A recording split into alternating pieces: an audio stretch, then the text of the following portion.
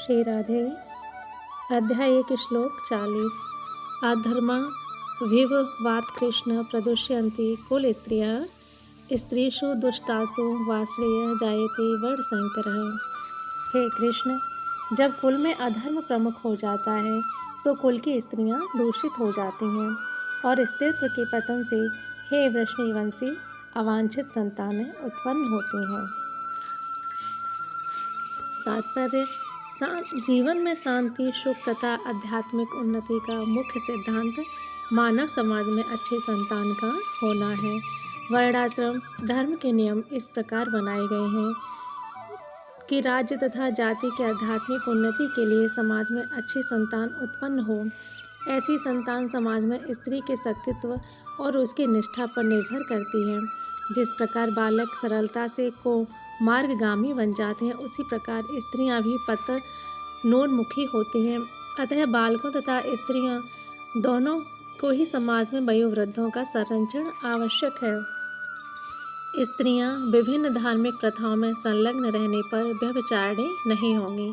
चाणक्य पंडित के अनुसार सामान्यतः स्त्रियां अधिक बुद्धिमान नहीं होती, अतः वे विश्वसनीय नहीं है, इसलिए उन्हें विविध कुल परंपराओं में व्यस्त रहना चाहिए और इस तरह उनके सतीत्व तथा अनुरक्ति से ऐसी संतान जन्मेगी जो वर्णाश्रम में भाग लेने योग्य होगी।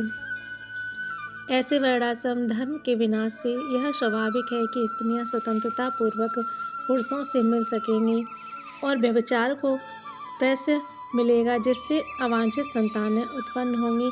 निठल्ले लोग भी समाज में व्यभिचार को प्रेरित करते हैं और इस तरह अवांछित बच्चों की बाढ़ आ जाती है, जिससे मानव जाति पर युद्ध और महामारी का संकट छा जाता है।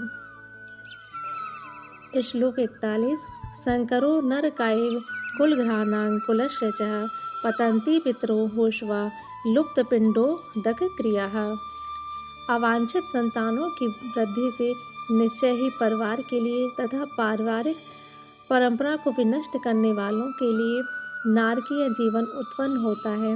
ऐसे पतित कुलों के पुरखे पितर लोग गिर जाते हैं, क्योंकि उन्हें जल तथा पिंडदान देने की क्रियाएं समाप्त हो जाती हैं। तात्पर्य: सकाम कर्म के विविध विधानों के अनुसार कुल के पितरों को समय समय पर जल तथा पिंडदान दिया जाना चाहिए।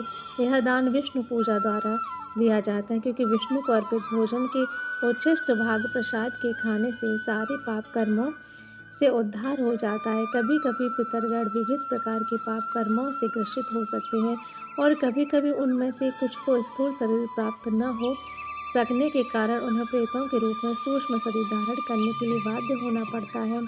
अतः जब वंशजों द्वारा पितरों को वचा प्रसाद अर्पित किया जाता है तो उनका प्रेत योनि या अन्य प्रकारों के दुखमय जीवन से उद्धार होता है। पितरों को इस तरह की सहायता पहुंचाना कुल परंपरा है और जो लोग भक्ति का जीवन यापन नहीं करते उन्हें ये अनुष्ठान करने होते हैं। केवल भक्ति से मनुष्य सैकड़ों या हजारों पितरों को ऐसे संकटों से उबार सकता है। भागवत में कहा गया है, देवर्षि भूताप्त नृणां पितॄणां न किंकरो नायं रणे च राजन् सर्वात्मनः यः शरणं शरण्य गतो मुकुंदं परिहत्य कर्तम। जो पुरुष अन्य समस्त कर्तव्यों को त्याग कर मुक्ति के दाता मुकुंद के चरण कमलों की शरण ग्रहण करता है और इस पथ पर गंभीरतापूर्वक चलता है, वह देवताओं, मुनियों, सामान्य जीवों, स्वजनों, मनुष्यों या पितरों के प्रति अपने कर्तव्य ऋण से मुक्त हो जाता है।